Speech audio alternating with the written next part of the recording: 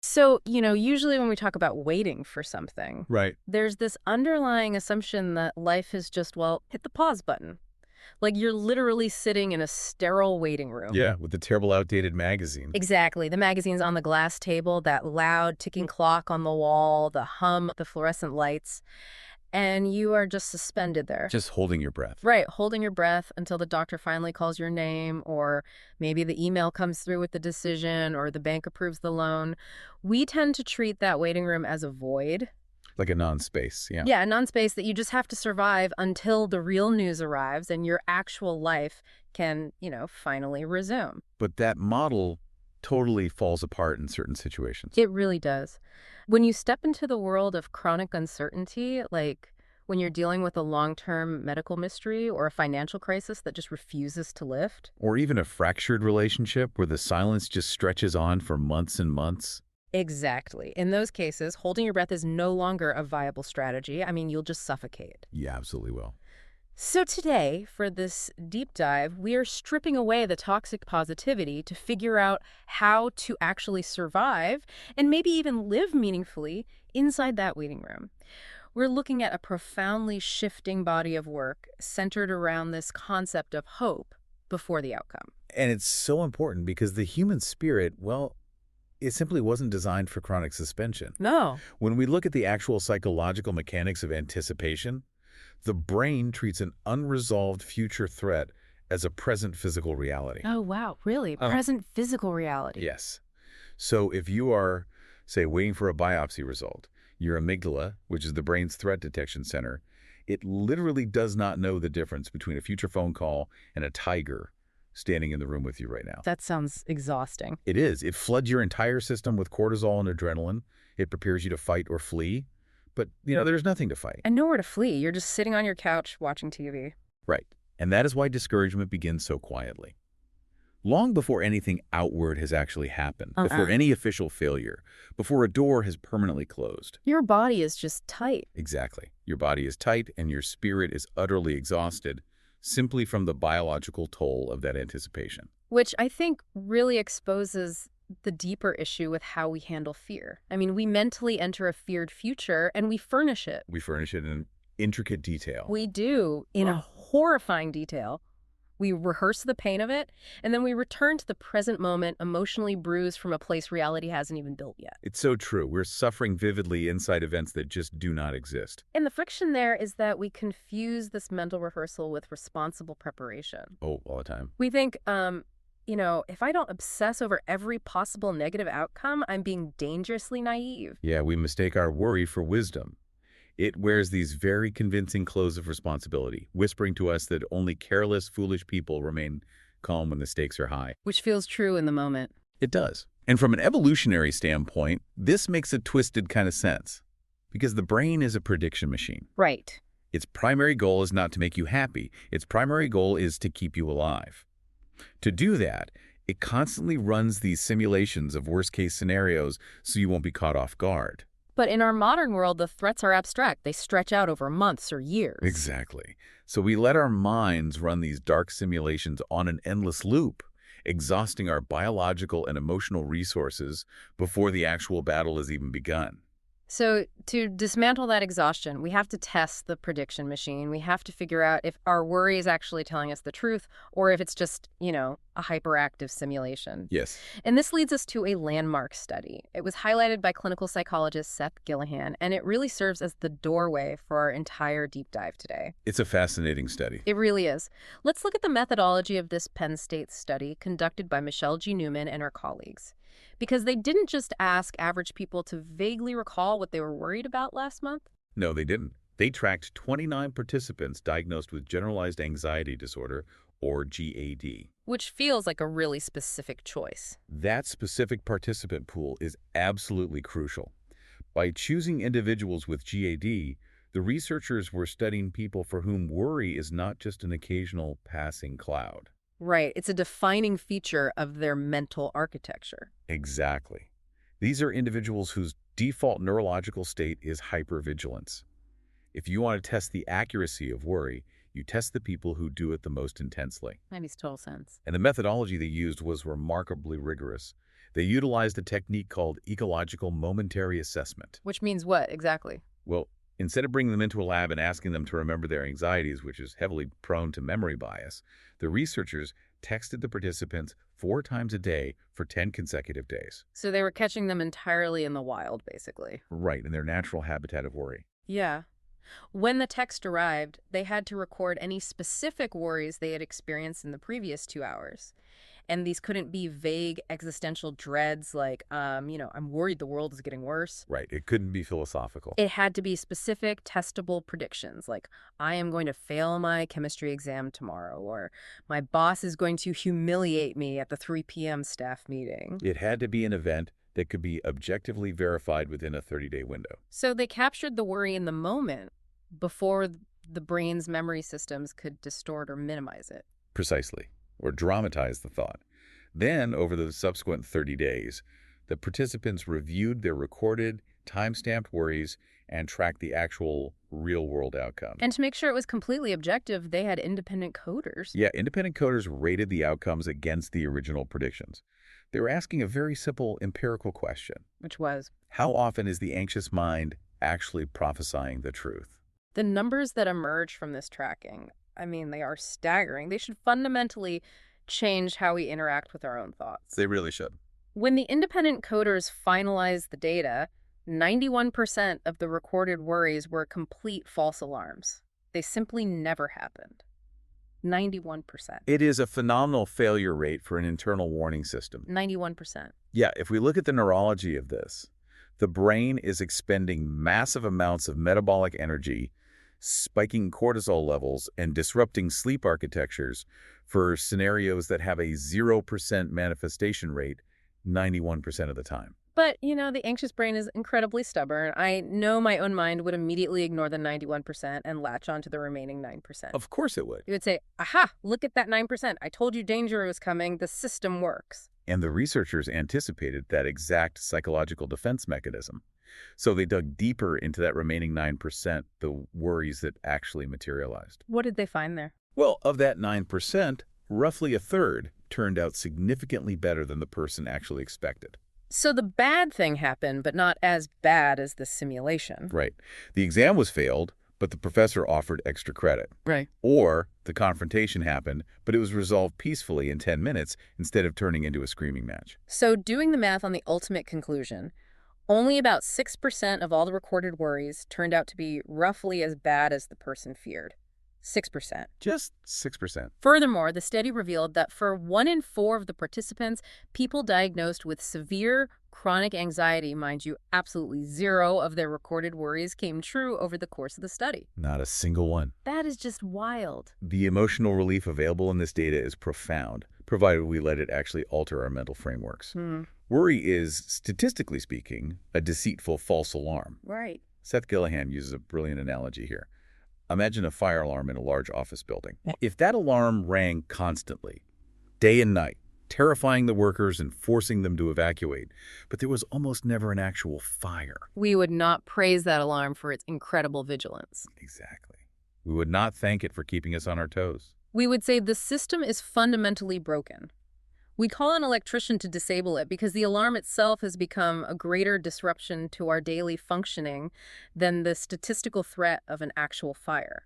Yet when our internal alarm does the exact same thing, we treat it with absolute reverence. We really do. We treat the feeling of panic as this sacred messenger conveying objective facts about tomorrow. That is the illusion we have to break. Worry demands a chronic prepayment on pain. A prepayment on pain. I love that phrasing. It charges your soul, your nervous system, and your relationships for losses you have not yet suffered, and very likely never will suffer.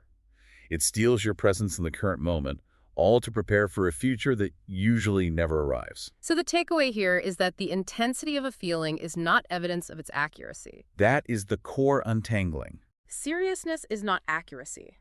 Just because a fear feels heavy and dark and utterly persuasive does not mean it is prophetic. Persuasion is not prophecy. Right. Your mind can paint a very convincing, high-definition, terrifying picture of tomorrow and still be entirely factually wrong.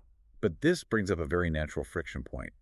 If the human brain's worry system is statistically false 91% of the time, Why do we keep falling for the same trick? Yeah, why doesn't the brain learn from its own false alarms and naturally adjust its baseline to become more calm? Because it doesn't just function as an occasional fleeting feeling.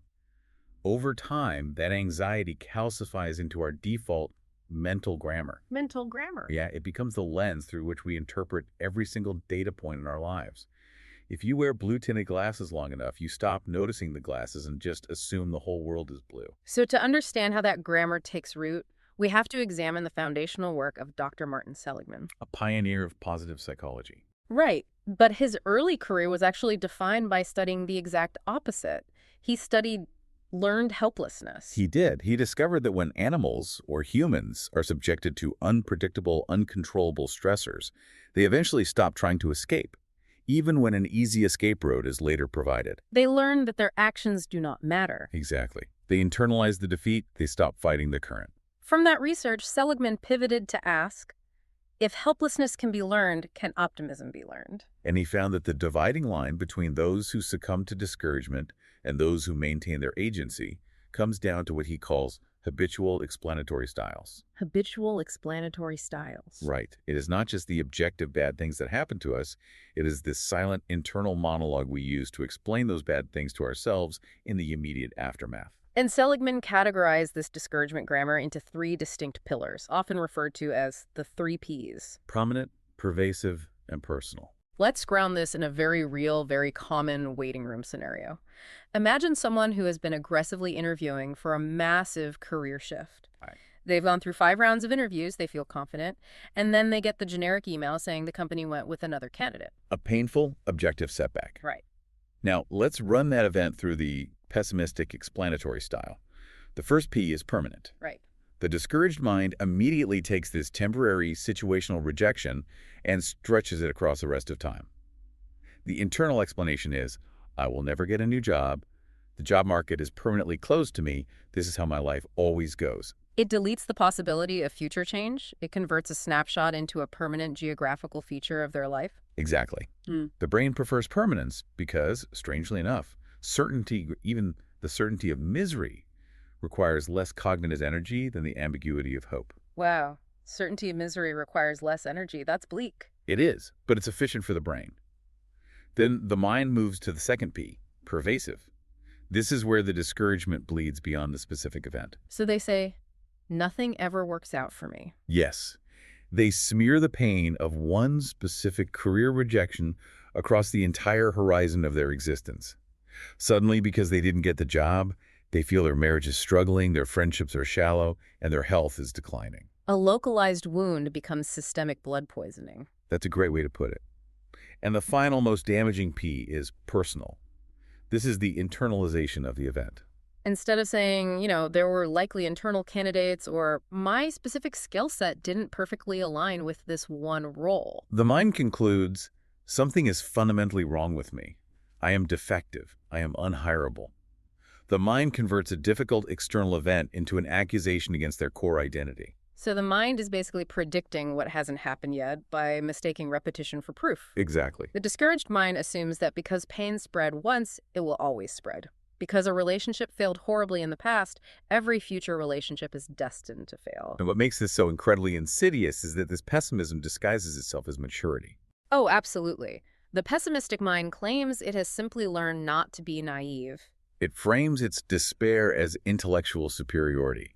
It sounds measured, it sounds emotionally defended, it expects little, attempts little, and then, of course, it only notices confirming evidence of its own low expectations. It becomes a self-fulfilling prophecy. Not because reality demanded defeat, but because the inner life was already entirely organized around accepting it. I hear the mechanics of this, but we really have to challenge this framework for a second. Sure. Because if a listener is sitting there having faced severe, complex trauma, or a relentless string of repeated catastrophic failures, a genuinely brutal hand dealt to them by life, their pessimism feels entirely earned. And it is earned.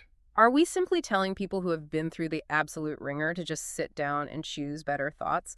Because that borders dangerously on the kind of toxic positivity we promised to avoid at the top of the show. That is a critical pushback. We must be exceptionally clear here. Recognizing explanatory styles is not about scolding anyone for their pain.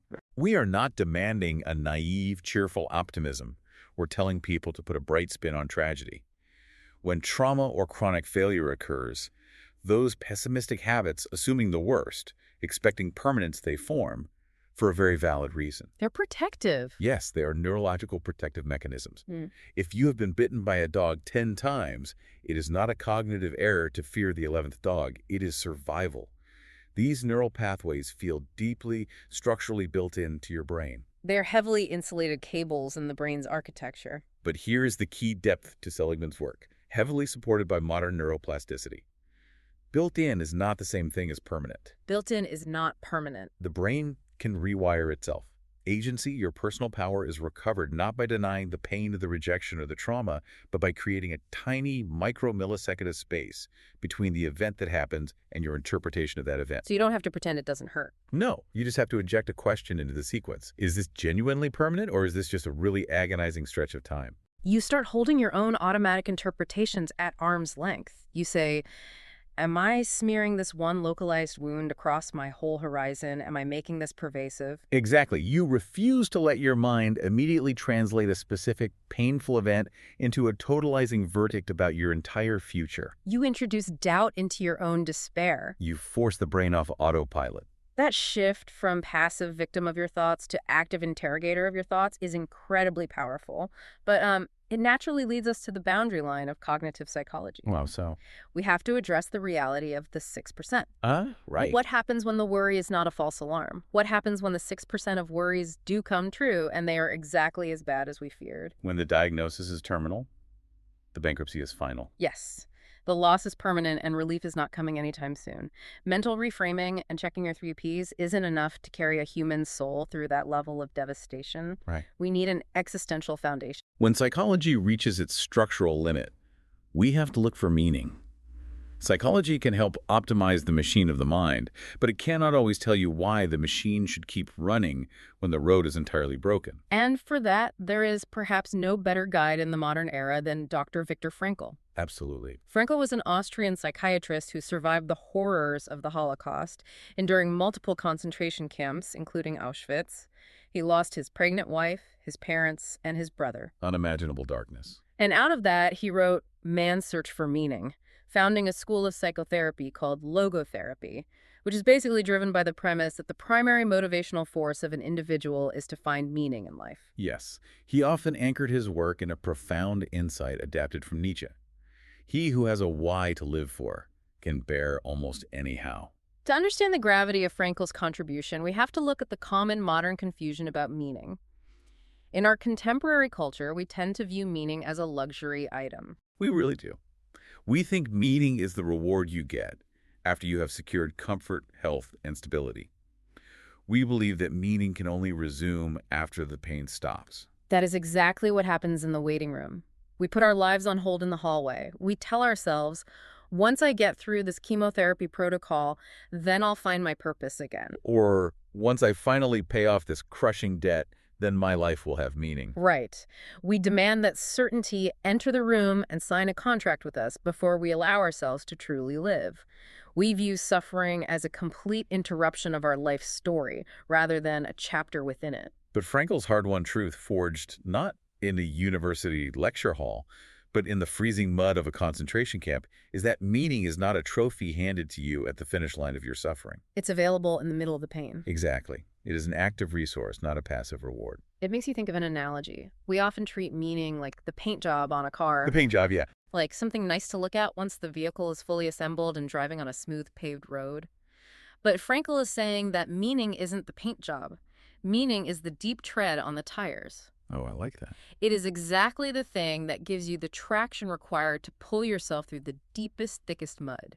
If you wait until you are out of the mud to apply the tread, you will simply spin your wheels and sink. That is a perfect visualization. What breaks a human being isn't simply the presence of suffering. Human beings are remarkably resilient. We can endure an astonishing, almost terrifying amount of physical and emotional pain. True. What actually breaks a person, what leads to the profound despair Frankl witnessed, is suffering that feels entirely disconnected. Suffering that feels absurd, purposeless, and completely sealed off from any larger coherent framework. Unbearable life emerges when the soul loses the sense that anything remains worth serving, worth loving, or worth preserving. Let's ground this in the everyday reality of our listeners. Think of the parent who is caring for a child with a severe chronic illness. They are running on broken sleep for years. They are physically exhausted, emotionally drained, constantly navigating a labyrinth of medical bureaucracy. They do not have relief. The how of their daily life is brutally difficult. But meaning remains intensely present. Yes. The love they are serving, the care they are providing, is deeply meaningful. Or consider the patient enduring a brutal round of experimental treatment, knowing it might not save them, but hoping the data will help future patients. Or the worker who shows up every day to a toxic, confusing workplace, yet maintains their personal integrity and kindness because they are providing for their family. These individuals are not experiencing relief. Their circumstances have not been resolved, but they are absolutely living meaningfully before the outcome is known. They have found the why in the middle of the how. It reveals how constantly we misdiagnose our own condition. We look at our strained, exhausted lives, and we conclude that our primary problem is that life is hard. We think if we could just remove the hardship, we would be fine. But Frankl suggests the deeper, more dangerous problem is that we have allowed the hardness of life to convince us that nothing matters anymore. That distinction is a matter of psychological life and death. It really is. If you conclude that nothing matters because life is hard, then even the smallest, most mundane daily burden becomes completely crushing because you are not carrying it inside a larger story. The weight is dead weight. Frankl reminds us that you may be entirely stripped of your ability to choose your circumstances.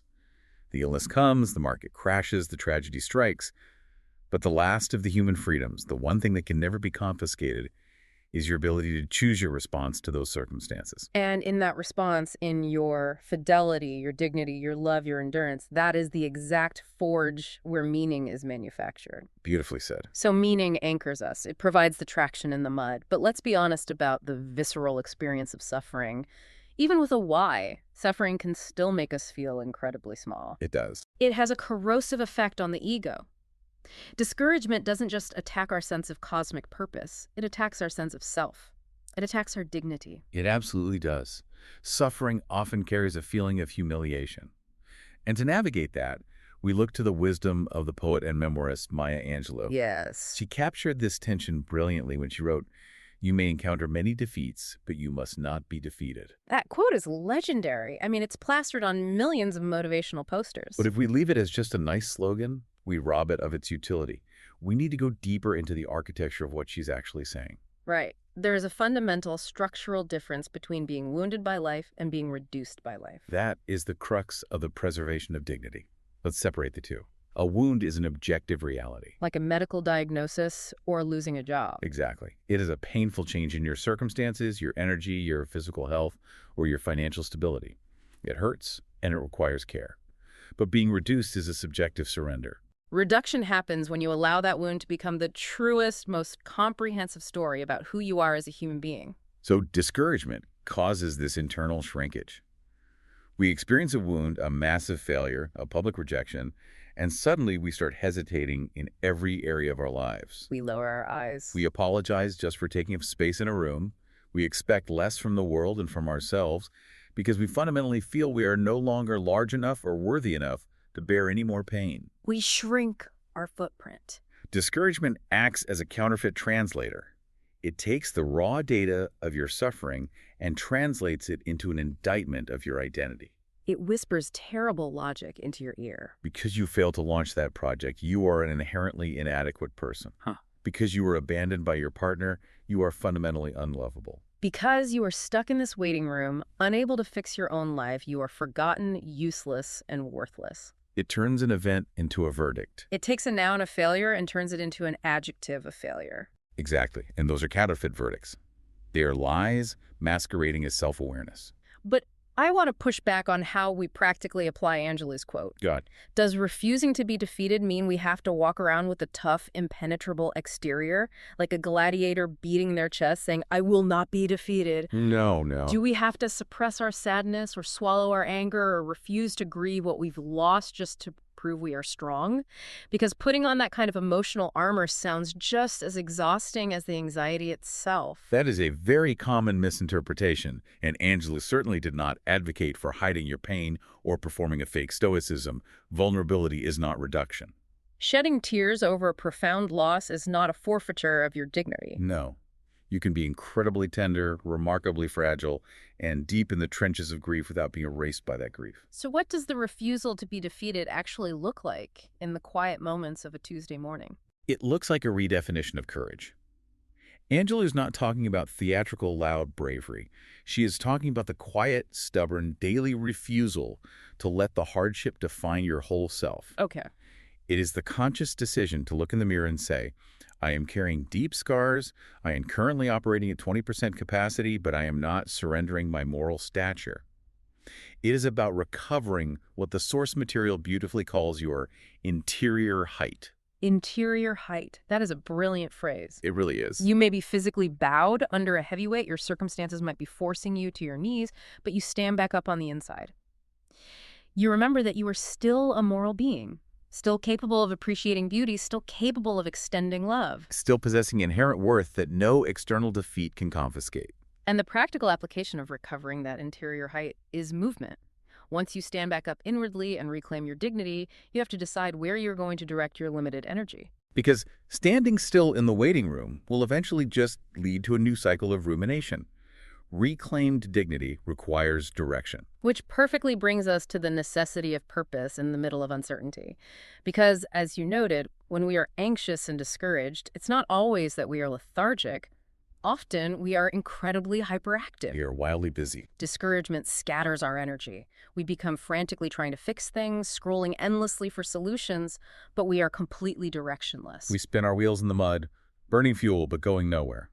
To channel that energy, we introduce the framework of Simon Sinek. Now, usually, Sinek is known almost exclusively in the corporate world for his leadership books, the whole Start With Why movement. Right.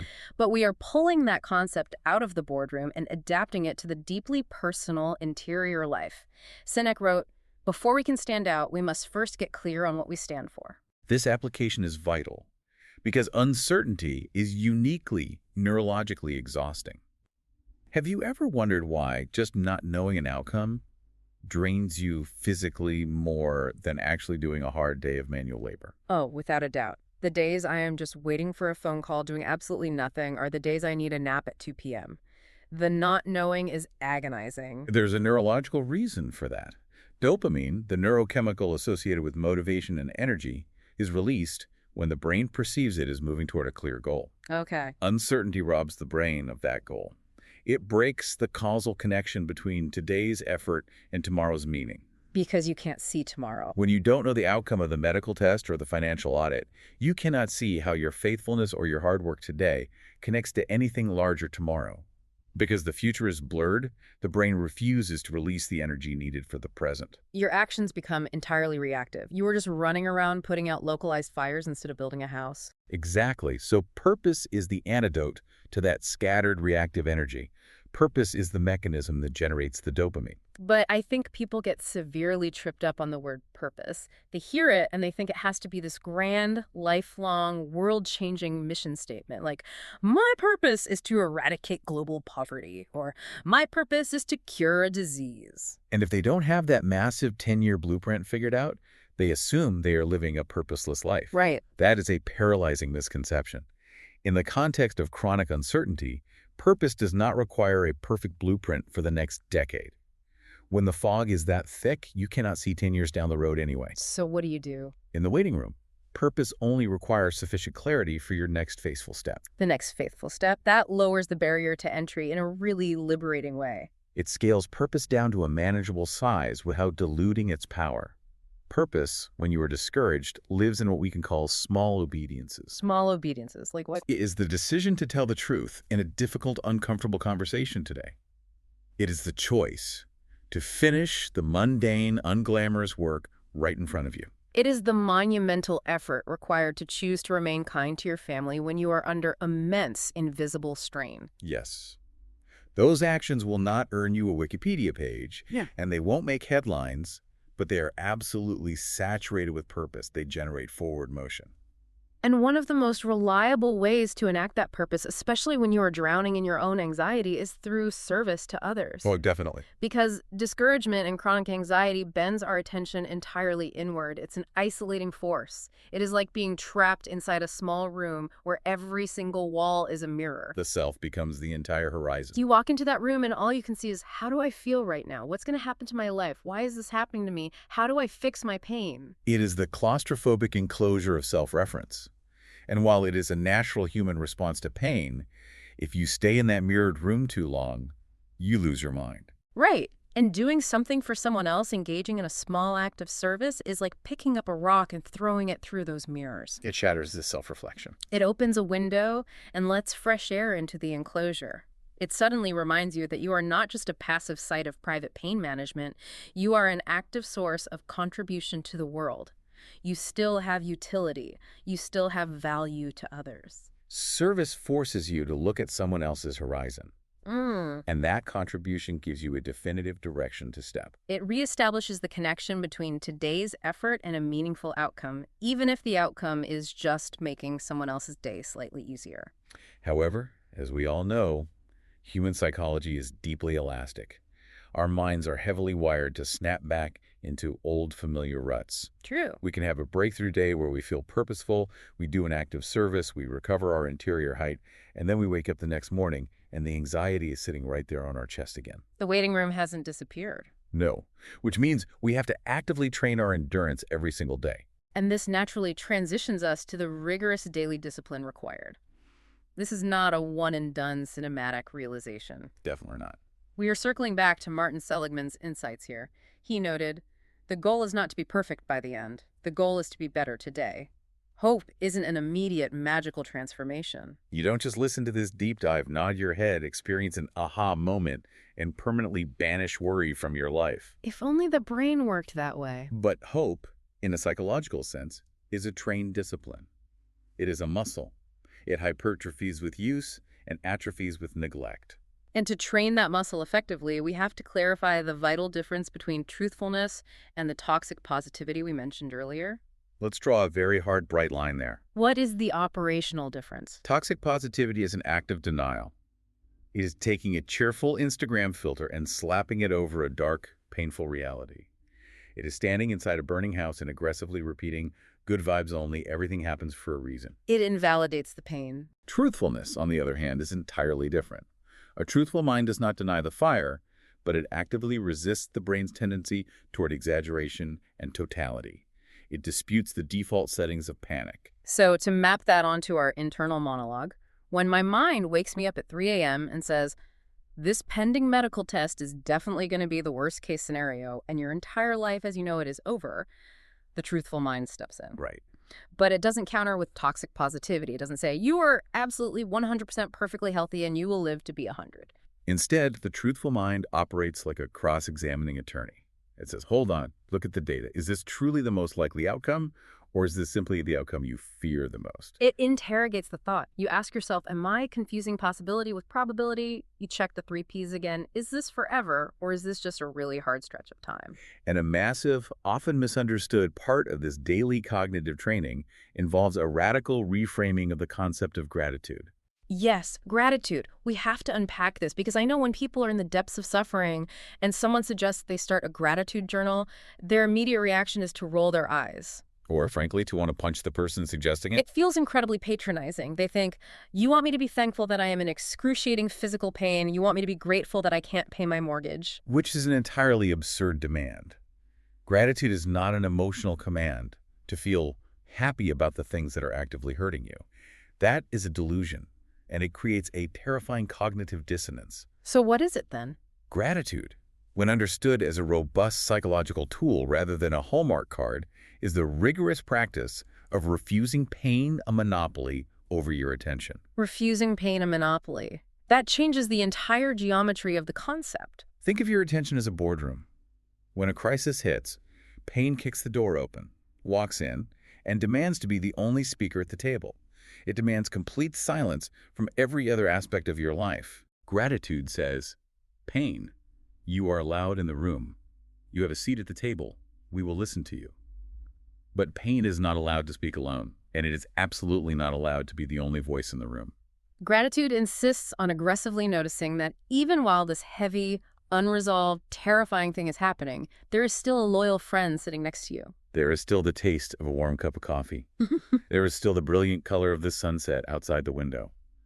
Gratitude keeps reality wide. It prevents the tunnel vision of trauma. But let me present a major obstacle to this training. Sure. When we talk about keeping reality wide, what happens when we look at other people's realities? Because for me, and I think for many people, comparison is the absolute quickest way to derail all of this disciplined mental training. Oh, comparison is brutal. I can be managing my own waiting room fairly well, but then I look at a colleague or a friend whose life seems perfectly effortlessly resolved. They aren't waiting for diagnosis, their career is skyrocketing, their family is thriving. And suddenly, this whole effort of refusing paying a monopoly becomes incredibly difficult. The internal narrative shifts to, this is fundamentally unfair. Why do I have to train my mind just to survive when they get to just live? That is a profoundly human reaction. The friction of comparison is universal. But we have to recognize what comparison actually is structurally. What is it? Comparison is a borrowed scoreboard. And playing your life on a borrowed scoreboard completely depletes your agency. You are rating your internal hidden struggles against someone else's highly curated external highlight reel. You do not know the actual texture of their waiting room. You only see their lobby. It is a game designed mathematically so that you can never win. Never. Because there will always be someone further ahead on the borrowed scoreboard. Authentic hope and sustainable endurance comes from unplugging that external scoreboard and raising the bar for yourself internally. The metric of success shifts. It is no longer, am I doing better than them? The question becomes, how can I be truer today than I was yesterday? How can I be slightly more courageous, slightly more truthful in my thoughts today than I was yesterday? You measure your fidelity to your own unique path, not your position relative to someone else's. That brings a tremendous amount of steadiness. Psychological training, disputing our pessimistic mental habits, keeping reality wide through gratitude, dropping the borrowed scoreboard. These are vital, heavily researched tools. They are. But as we reach the deepest layer of this exploration, we have to acknowledge a hard truth. Sometimes discouragement hits a depth that cognitive psychology alone simply cannot reach. Sometimes the waiting room goes on for so long and the losses compound so heavily that you hit an existential wall. The tools feel too light for the weight of the dark. When that happens, we have to look toward the spiritual horizon. We do. When the visible world offers absolutely no evidence of relief, we have to explore the concept of spiritual hope. Because when a human life feels entirely bounded by what can be empirically seen and measured, the visible delay, the visible failure, the visible unanswered prayer, the declining bank account, a much deeper, almost terrifying unrest sets in. It is a despair that goes beyond sadness. It borders on nihilism. And to navigate this specific, profound depth, we bring in the philosopher and theologian C.S. Lewis. Lewis wrote extensively on pain, grief, and the architecture of virtue. He has this profound, challenging observation. Aim at heaven and you will get earth thrown in. Aim at earth and you will get neither. In the context of our discussion about waiting and chronic uncertainty, how do we unpack that? Lewis is speaking directly to the danger of what we can call a shrunken horizon. If our entire metric for a meaningful life is rooted purely in the material, visible world, then we are incredibly fragile. If we demand that heaven or ultimate meaning, or the universe, however you frame the transcendent, if we demand that it must cash out in immediate, tangible, earthly relief for us to believe it is real, we are making a catastrophic error. We are making our present temporary circumstances do heavy lifting that only transcendence is designed to do. We shrink the universe down to the size of our immediate problem. We essentially say, if I do not get this specific job promotion, or if this specific illness is not cured by Friday, then there is no overarching meaning to existence. There is no larger narrative. It is all just a chaotic, unfeeling void. We hold transcendence hostage to our earthly timeline. Precisely. We let our present pain shrink our entire horizon down to the immediate moment. If the material world is all there is, then a delay is an absolute failure. But if there's a spiritual horizon, a delay is simply an interval. Lewis points out something incredibly revealing about the nature of character in these intervals. He wrote that courage is not simply one of the virtues, standing alongside honesty and kindness. He said courage is the form that every virtue takes at the testing point. The form every virtue takes at the testing point. That is a dense, brilliant concept, meaning It is very easy to be a kind person when everyone around you is treating you well. It is very easy to be an honest person when telling the truth doesn't cost you any money or reputation. It is easy to be a hopeful person when your bank account is full and your body is healthy. Right. Virtues are theoretical until they are tested by their opposites. Faith with no darkness hasn't actually become costly yet. It hasn't been tested. Kindness in the face of cruelty is where kindness actually becomes real. And hope in the face of a seemingly endless waiting room is where hope is actually forged. The duration of our waiting, the sheer length of our uncertainty, naturally intensifies our doubt. When a waiting period stretches on for years, the human mind assumes that because the answer is slow, the answer will never come. We deduce that because the relief isn't visible, the relief doesn't exist. But spiritual hope steps into that exact void and says, the visible account is not the final account. Just because you cannot see the resolution with your eyes does not mean unseen work isn't occurring in the depths. The delay of the outcome is not identical to the abandonment of your soul. That is the deepest possible ground of encouragement.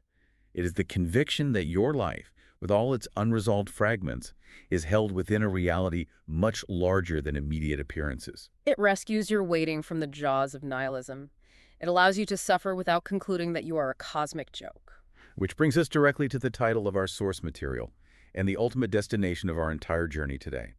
What does it actually practically look like to live a life with hope before the outcome? We've covered the neurology of anxiety, the statistical deceit of worry, the necessity of meaning, the preservation of dignity, the mechanics of purpose, and the depth of spiritual hope. Let's synthesize all of this into a tangible picture. Let's visualize an ordinary morning for someone who is actively practicing everything we've discussed. This person wakes up in their bed. The unresolved burden, the pending medical scan, the ongoing financial strain, the deeply fractured family dynamic. It is exactly the same as it was when they went to sleep. The external facts of their life have not miraculously changed overnight. The waiting room is still very much there. The objective reality is identical, yes, but the waiting itself has changed.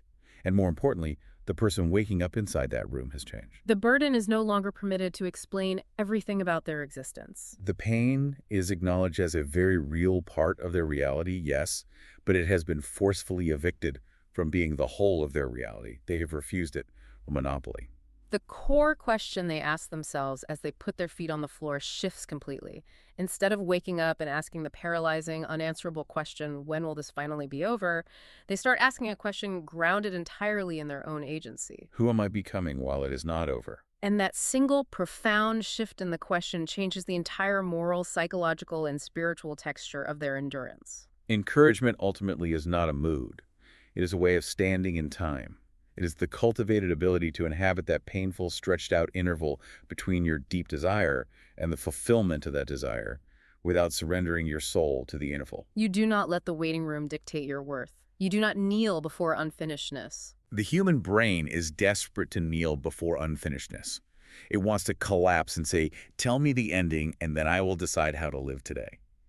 But you do not have to grant it that surrender. The uncertainty does not own you. The 91% of false alarms generated by your amygdala do not get to dictate the terms of your day. You can experience the physiological sensation of fear and yet calmly refuse to treat it as a prophecy.